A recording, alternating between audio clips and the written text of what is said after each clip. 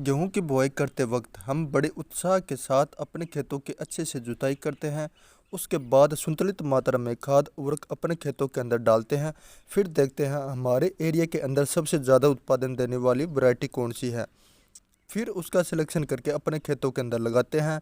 लेकिन फिर भी कई बार क्या होता है, जो हमारा उत्पादन औसत दर्ज है या फिर औसत दर्जे से भी कम में होता है। आखिर क्यों? इन सब जानकारियों को लेकर हाजिर हूँ। मैं सुनील सुथार और आप देख रहे हैं आपका अपना यूट्यूब चैनल भारत का किसान चैनल। किसान भाइयों, हमारी जो फसल होती है खरपतवार की वजह से उसके जो अंदर नुकसान होता है लगभग 30% का, उसको किस तरह से बचाया जा सके और पिछले साल की अपेक्षा से 30% उत्पादन को बढ़ा सके, ये सब जानकारी लेकर इस वीडियो के माध्यम से मिलने वाली है। दोस्तों, सबसे पहले बात कर लेते हैं खरपतवार आखिर गेहूं में इतने खतरनाक है क्यों होते हैं। देखिए, सबसे पहले आप लोगों को बता देता हूं कि हमारे खेत के अंदर अगर गेहूं के ही पौधे होंगे तो हम जितना भी उसके अंदर फर्टिलाइजर डालेंगे, वो चाहे बुआई से पहले डाला हो या फिर सिंचाई करते वक्त, जब अपन यूरिया जिंक वगैरह वगैरह कोई भी माइक्रो न्यूट्रिएंट जो भी अपने खेतों के अंदर डाल रहे होते हैं तो गेहूं के पौधों को ही मिलेगा। या फिर अपन सिंचाई कर रहे होते हैं, जितना पानी अपने खेतों को पिलाया वो टोटल गेहूं के पौधों को ही मिल रहा होता है। अगर हमारे खेतों के अंदर खरपतवार होंगे तो समझ लीजिए जिस तरह से 10 फीट बाई 10 फीट एरिया में 100 पौधे गेहूं के हैं, उसके अंदर हमने 100 दाने यूरिया या फिर डीएपी डाले हैं, तो एक एक दाना एक एक पौधे के हिस्से में आ गया। अगर उसी 10 फीट बाई 10 फीट एरिया के अंदर 100 पौधे गेहूं के साथ 200 पौधे अलग से अनवांटेड खरपतवार हैं, तो हम जो 100 दाने डाल रहे हैं यूरिया और डीएपी के, समझ लीजिए उसके अंदर गेहूं के पौधे के पास मात्र एक तिहाई हिस्सा, मतलब जो 100 दाने हमने डाले हैं तो गेहूं के पौधे के पास मात्र 30 दाने आएंगे। बाकी जो 70 दाने थे वो खरपतवार ले जाएंगे। और जो दूसरी बात है दोस्तों, इसकी जो खरपतवार अगर हमने एक साल छोड़ दिया अपने खेतों के अंदर, एक दाना खरपतवार का लाखों की संख्या में नए खरपतवार को जन्म दे देता है। दोस्तों, इसको सही समय पर समय रहते कंट्रोल करना, मतलब अपने खेतों के अंदर अपना उत्पादन बढ़ा लेना। दूसरा जो दोस्तों अपने खेतों में लागत लगती है उसको आपने कहीं ना कहीं पर कम कर रहे होते हैं। हाँ तो दोस्तों, अब बात करते हैं गेहूं फसल के अंदर विशेषतः पाए जाने वाले खरपतवार। इसके दो तरह के खरपतवार पाए जाते हैं। एक तो चौड़ी पत्ती वाले खरपतवार, जैसे कि कहीं पे बथुआ पाया जाता है, कहीं पे जंगली पालक है, कहीं पे चटरी मटरी कृष्णा नील, इस टाइप के खरपतवार पाए जाते हैं। इनको अलग अलग एरिया के अंदर अलग अलग नामों से भी इसको जाना जाता है। वहीं दूसरी तरफ संकरी पत्ती वाले खरपतवार, जैसे कि गुल्ली डंडा, जिसको कहीं कहीं पर मुंडूसी बोला जाता है, जंगली जही, प्याजी, इस टाइप के खरपतवार पाए जाते हैं। तो दोस्तों, हमारे पास आज के इस समय के अंदर दोनों तरह के खरपतवार को नियंत्रण करने के टेक्निकल हैं।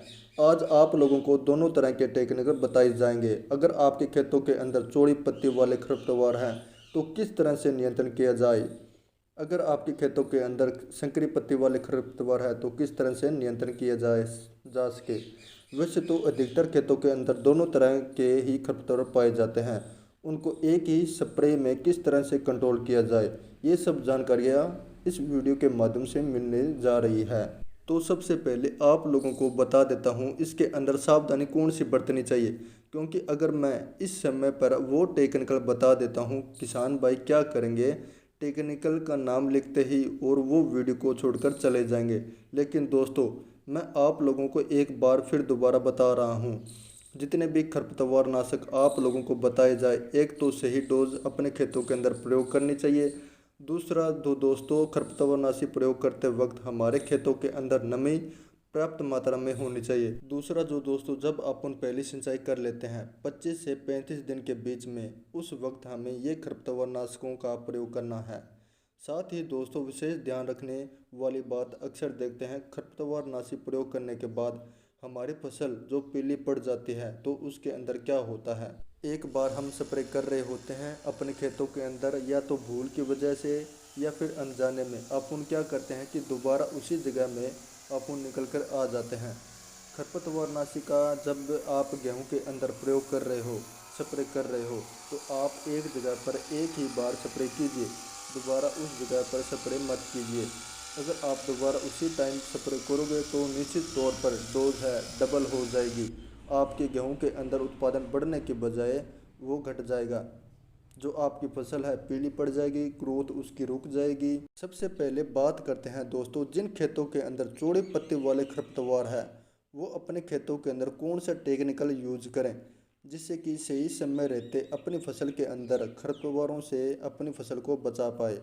जिन भी किसान भाइयों ने पहली सिंचाई कर चुके हैं, 25 से 35 दिन गेहूं की अवस्था हो चुकी है, और उन किसान भाइयों से खेतों के अंदर सिर्फ चौड़ी पत्ती वाले खरपतवार हैं जैसे कि बथुआ, जंगली पालक, इस टाइप के खरपतवार हैं, वो मेटासल्फोरम मिथाइल 20% WP, जो बाज़ार में काफ़ी नामों से मिलते हैं, 8 ग्राम प्रति एकड़ के हिसाब से इसकी डोज है।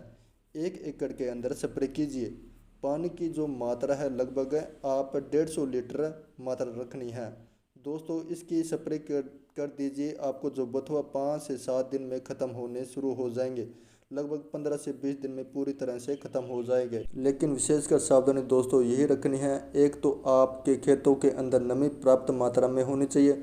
दूसरा, आप जब भी इसकी स्प्रे कर रहे हो उस वक्त इसके अंदर 2 या 4 पत्तियों की खरपतवार होनी चाहिए। दोस्तों अब बात करते हैं संकरी पत्ती वाले खरपतवार। जिन खेतों के अंदर संकरी पत्ती के खरपतवार पाए जाते हैं उन खेतों के अंदर आप क्लोडिनोफो प्रोपोजाइल के नाम से टेक्निकल आता है। बहुत सी कंपनियों के अलग अलग नामों से बाज़ार में आप लोगों को मिल जाएंगे, उनकी आप अच्छे से स्प्रे कर दीजिए। किसान भाइयों, अगर हमारी वीडियो अच्छी लगी तो वीडियो को लाइक करना, सब्सक्राइब करना और इसको ज़्यादा से ज़्यादा अपने दोस्तों को शेयर करने की कोशिश करना। धन्यवाद।